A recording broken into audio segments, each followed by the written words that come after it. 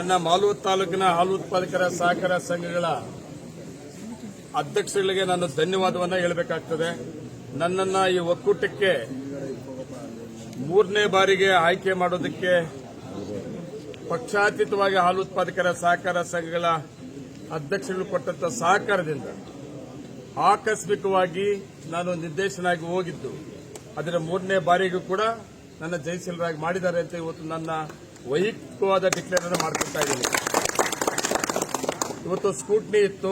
ಆ ಸ್ಕೂಟ್ನಿನಲ್ಲಿ ವಿರೋಧ ಪಕ್ಷದ ಕ್ಯಾಂಡಿಡೇಟ್ ಏನಿತ್ತು ಆ ಕ್ಯಾಂಡಿಡೇಟ್ಗೆ ಸೂಚಕರ ಸಹಿತ ಸಿಕ್ಕಿರಲಿಲ್ಲ.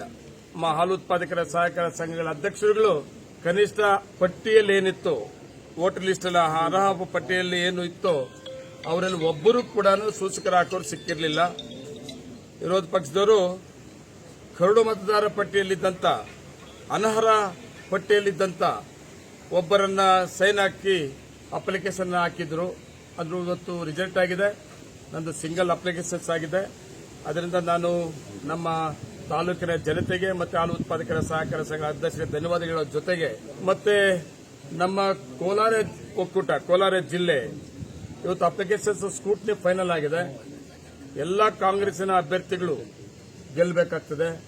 ಅವರಿಗೆಲ್ಲ ನಮ್ಮ ಕಾಂಗ್ರೆಸ್ಸಿನ ನಾಯಕರುಗಳೆಲ್ಲರೂ ಕೂಡ ಸಹಕಾರವನ್ನು ಕೊಡಬೇಕಾಗ್ತದೆ. ವಿಶೇಷವಾಗಿ ನನ್ನ ಮಾಲೂರು ತಾಲೂಕಲ್ಲಿ ಕೂಡ ಇವತ್ತೇನು ಕೋಲಾರ ಜಿಲ್ಲೆ 13ರಲ್ಲಿ ಒಂದು ಕ್ಲಿಯರ್ ಆಗಿದೆ. ಇನ್ನು ಒಂದು ಕಸ್ಬಾ ಇದೆ. ಕಸ್ಬಾ ಅಭ್ಯರ್ಥಿ ಶ್ರೀನಿವಾಸ್ ಅವರನ್ನು ಕೂಡ ಅದೇನೇ ಆಗಲಿ ಗೆಲ್ಸ್ಕೊಂಡ್ ಬರ್ತೇನೆ.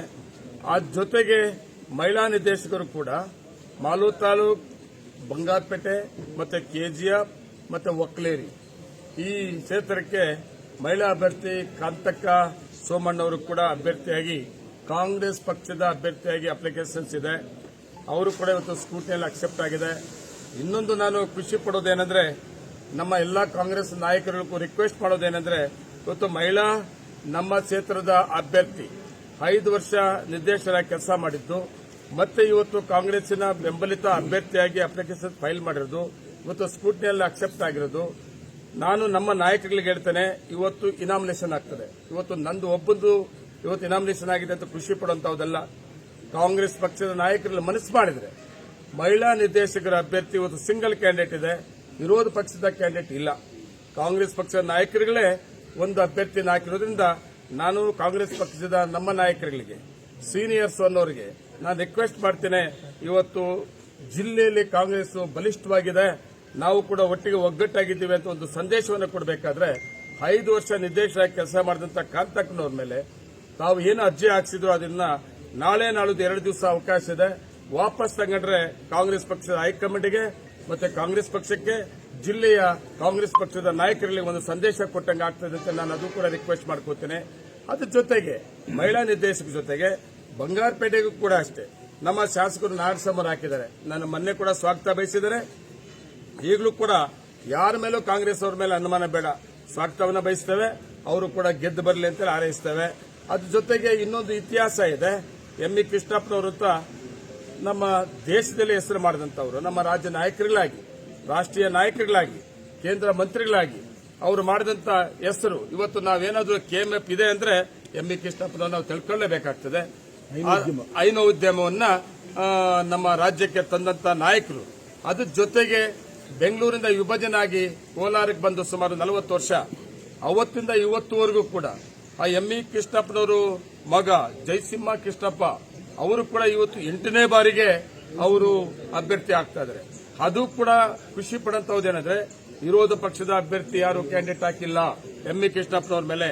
ಅಲ್ಲೂ ಕೂಡ ಕಾಂಗ್ರೆಸ್ನವರೇ ಹಾಕಿರೋದ್ರಿಂದ ಅಲ್ಲಿನ ಶಾಸಕರಾಗಿರ್ಬೋದು, ನಮ್ಮೆಲ್ಲ ನಾಯಕರುಗಳು ರಿಕ್ವೆಸ್ಟ್ ಮಾಡ್ತೇನೆ, ಅಲ್ಲೂ ಕೂಡ ನಾಳೆ ನಾಳಿದ್ದು 2 ದಿವಸ ಅವಕಾಶ ಇದೆ. ಕಾಂಗ್ರೆಸ್ ಪಕ್ಷಕ್ಕೆ ಒಂದು ಮೆಸೇಜ್ ಹೋಗಬೇಕು, ಹೈಕಮಾಂಡ್ಗೆ ಒಂದು ಮೆಸೇಜ್ ಹೋಗಬೇಕು. ಈ 2 ಮಹಿಳಾ ನಿರ್ದೇಶಕರು ಮತ್ತೆ ಕೆಜಿಎಫ್ ನಿರ್ದೇಶಕರು ನಾಳೆ ನಾಳಿದ್ದು ನಮ್ಮ ನಾಯಕರು ಮನಸ್ಸು ಮಾಡಿದ್ರೆ ಈ ಕೋಲಾರ ಒಕ್ಕೂಟ 13 ನಿರ್ದೇಶಕರ ಚುನಾವಣೆಯಲ್ಲಿ 3 ಇನಾಮಿನೇಷನ್ ಆಗ್ತದೆ. ಇದನ್ನ ನಮ್ಮ ನಾಯಕರಿಗೆ ರಿಕ್ವೆಸ್ಟ್ ಮಾಡ್ತಾ ಇದ್ದೇನೆ. ಅದ್ರ ಜೊತೆಯಲ್ಲಿ ಮುಳಬಾಗಿಲು ಎರಡಿದೆ, 2 ಕೂಡ ನಾವು ಅಲ್ಲಿ ನಮ್ಮ ರಾಜೇಂದ್ರ ಗೌಡರಾಗಿರ್ಬೋದು ಒಂದು ಕ್ಷೇತ್ರಕ್ಕೆ, ಇನ್ನೊಂದು ಸರ್ವಗಿರಿ ಗೌಡರಾಗಿರ್ಬೋದು ಒಂದು ಕ್ಷೇತ್ರಕ್ಕೆ, ಅದು ಕೂಡ ಅಲ್ಲಿ ಆದಿನಾರಾಯಣ ಮತ್ತೆ ಮಂಜುನಾಥ್ ಅವರು ನಮ್ಮ ಕೋಲಾರ ಶಾಸಕರು ತುಂಬಾ ಜವಾಬ್ದಾರಿ ತಗೊಂಡ್ರಿಂದ ಅಲ್ಲೂ ಕೂಡ ಗೆಲ್ತೇವೆ. 2 ಗೆಲ್ತೇವೆ. ಕೋಲಾರ ತಾಲೂಕಿಗೆ 3 ನಿರ್ದೇಶಕರಾಗಿದೆ. ಒಂದು ನಮ್ಮ ಗೋಪಾಲ್ ಗೌಡರು ಒಂದು ಕ್ಷೇತ್ರಕ್ಕೆ, ಇನ್ನೊಂದು ಕ್ಷೇತ್ರಕ್ಕೆ ನಮ್ಮ ರಮೇಶ್ ಒಂದು ಕ್ಷೇತ್ರಕ್ಕೆ, ಇನ್ನೊಂದು ಕ್ಷೇತ್ರಕ್ಕೆ ನಾಗನಾಳ ಸೋಮಣ್ಣ ಒಂದು ಕ್ಷೇತ್ರಕ್ಕೆ. ಒಳ್ಳೆ ಸ್ಟ್ರಾಂಗ್ ಕ್ಯಾಂಡಿಡೇಟ್. ಇಲ್ಲೂ ಕೂಡ MLC ಅವರು ಅನಿಲ್ ಅವರು ಮತ್ತೆ ಶಾಸಕರು ಕೂಡ ತುಂಬಾ ಒಗ್ಗಟ್ಟಾಗಿ ಕೆಲಸ ಮಾಡ್ತಾರಿಂದ ಆ 3 ಕೂಡ ಗೆಲ್ತದೆ. ಶ್ರೀನಿವಾಸಪುರ ಕೂಡ ಅಷ್ಟೇ. ಒಂದು ಕ್ಷೇತ್ರಕ್ಕೆ ಮಂಜುನಾಥ್, ಇನ್ನೊಂದು ಕ್ಷೇತ್ರಕ್ಕೆ ನಮ್ಮ ಅನ್ಮೇಶ್ ಅವರು, ಆ ಮಾಜಿ ನಮ್ಮ ನಿರ್ದೇಶಕ ಕೆಲಸ ಮಾಡಿದಂತವರು. ಆ 2 ಕ್ಷೇತ್ರ ಸನ್ಮಾನ್ಯ ರಮೇಶ್ ಕುಮಾರ್ ಅನ್ನೋರು ತುಂಬಾ ಜವಾಬ್ದಾರಿಯಿಂದ ಅಭ್ಯರ್ಥಿಗಳ ಆಯ್ಕೆ ಮಾಡಿದ್ದಾರೆ. ಆ 2 ಕೂಡ ಗೆಲ್ತದೆ. ಓವರ್ ಆಲ್ ನಮ್ಮ ಒಕ್ಕೂಟದಲ್ಲಿ ಕಾಂಗ್ರೆಸ್ನ ಬೆಂಬಲಿತ ಅಭ್ಯರ್ಥಿ ಗೆಲ್ತಾರೆ. ಅದ್ರ ಜೊತೆಗೆ ವಿಶೇಷವಾಗಿ ಕೋಲಾರ ಮಹಿಳಾ ನಿರ್ದೇಶಕರು ಮೊದಲು ಒಂದಿತ್ತು ಕೋಲಾರ ಜಿಲ್ಲೆಗೆಲ್ಲ, ಅದೇ ನೆನಪಿದೆ ನನಗೆ. ಅದು 2 ಕೂಡ ಆಗಿದೆ. ಒಂದು ಕಡೆ ಮಾಲೂರು ಬಂಗಾರಪೇಟೆ KGF ಆದ್ರೆ, ಇನ್ನೊಂದು ಕಡೆ ಕೋಲಾರ ಮತ್ತೆ ಮುಳಬಾಗಿಲು ಶ್ರೀನಿವಾಸಪುರಕ್ಕೆ ನಮ್ಮ ಕಾಂಗ್ರೆಸ್ನ ಅಭ್ಯರ್ಥಿಯಾಗಿ ರೇಣುಕಮ್ಮನವರು ಈಗಾಗಲೇ ನಮ್ಮ ಪಕ್ಷದ ನಾಯಕರು ತೀರ್ಮಾನ ಮಾಡಿದ್ದಾರೆ. ಅದು ಕೂಡ ಅಷ್ಟೇ.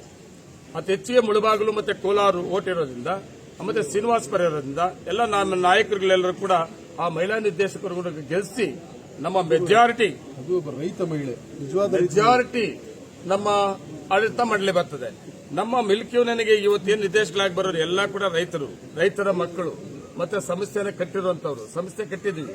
ನಾನು ಒಂದು ಖುಷಿ ಪಡೋದೇನೆಂದ್ರೆ ಇವತ್ತು ಕೆಲವು ನಾಯಕರುಗಳು ಟೀಕೆ ಟಿಪ್ಪಣಿಗಳು ಕೇಳ್ತಾ ಇದ್ ನಾವು ನೋವು ಕೂಡ ಆಗ್ತದೆ ಒಂದ್ ಕಡೆ. ಯಾಕೆ ಅಂತ ಇವತ್ತು ನಾವೇನಾದ್ರೂ ಆ ಟೀಕೆ ಟಿಪ್ಪಣಿಗಳು ನಿಜ ಆಗಿದ್ರೆ ಇವತ್ತು ಮಾಲೂರು ತಾಲೂಕಿನ ಜನತೆ ಹಾಲು ಉತ್ಪಾದಕರ ಸಹಕಾರ ಸಂಘದ ಅಧ್ಯಕ್ಷಗಳು ತಿರಸ್ಕರಿಸ್ತಾ ಇದ್ರು.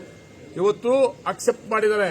ನಂಜೇಗೌಡರು 10 ವರ್ಷ ನಾವು ಇಲ್ಲಿಂದ ಕಳಿಸಿದ ಮೇಲೆ ಆ ಸಂಸ್ಥೆಯಲ್ಲಿ ಯಾವ ರೀತಿ ಕೆಲಸ ಮಾಡಿದ್ದಾರೆ. ಸಹಕಾರ ಮಂತ್ರಿಗಳು ರಾಜಣ್ಣವರು ಮತ್ತೆ ಜಿಲ್ಲಾ ಮಂತ್ರಿಗಳಾದಂತಹ ಸುರೇಶ್ ಅವರು ಎಲ್ಲ ಶಾಸಕರು ಸಹಕಾರವನ್ನು ತಗೊಂಡು, ಸುಧಾಕರ್ ಸಾಹೇಬರು 2 ಜಿಲ್ಲೆ ನಾಯಕರು ಇವರೆಲ್ಲರ ಸಹಕಾರವನ್ನು ತಗೊಂಡು ಮತ್ತೆ ಕರ್ನಾಟಕ ರಾಜ್ಯದಲ್ಲಿ ಈ ಅವಧಿ ಆಡಳಿತ ಮಂಡಳಿ ಸರ್ಕಾರದ ಸಹಕಾರದಿಂದ MK ಗೋಲ್ಡನ್ ಡೈರಿ ಆಗಿರಬಹುದು, ಸೋಲಾರ್ ಪ್ಲಾಂಟ್ ಆಗಿರಬಹುದು, ಐಸ್ ಕ್ರೀಮ್ ಪ್ಲಾಂಟ್ ಆಗಿರಬಹುದು, ನಮ್ಮ ಹಾಲು ಉತ್ಪಾದಕರ ಮಕ್ಕಳಿಗೆ ಬೆಂಗಳೂರು ಹಾಸ್ಟೆಲ್ ಮಾಡಿರಬಹುದು, ಇತಿಹಾಸ ಪುಟಗಳಲ್ಲಿ ಉಳ್ಕೊಂಡಂತದ್ದು 5 ವರ್ಷ ಆಡಳಿತ ಮಂಡಳಿ ಸರ್ಕಾರದ ಸಹಕಾರವನ್ನು ತಗೊಂಡು ಮಾಡಿದ್ರೂ ಸಹಿತ ವೈಯಕ್ತಿಕವಾಗಿ ಟೀಕೆ ಮಾಡೋರಿಗೆ ನನ್ನ ತಾಲೂಕಿನ ಹಾಲು ಉತ್ಪಾದಕರ ಸಹಕಾರ ಸಂಘದ ಅಧ್ಯಕ್ಷರು ನನ್ನ ಇನಾಮಿನೇಷನ್ ಮಾಡುವ ಮುಖಾಂತರ ಒಂದು ಸಂದೇಶವನ್ನ ಕೋಲಾರ ಜಿಲ್ಲೆಯ ಜನತೆಗೆ ಮತ್ತೆ ಹಾಲು ಉತ್ಪಾದಕರ ಸಹಕಾರ ಸಂಘ ಕೊಟ್ಟಿದ್ದಾರೆ.